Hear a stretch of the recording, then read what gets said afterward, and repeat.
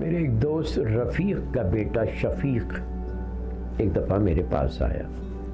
اس کے باپ نے اس کو اس لیے میرے پاس بھیجا تھا کہ وہ چھوٹے موٹے مسئلوں سے بھی گھبرا جاتا تھا۔ سب سے پہلے تو میں نے اسے اپنے مسائل کی فہرست بنانے کا کہا۔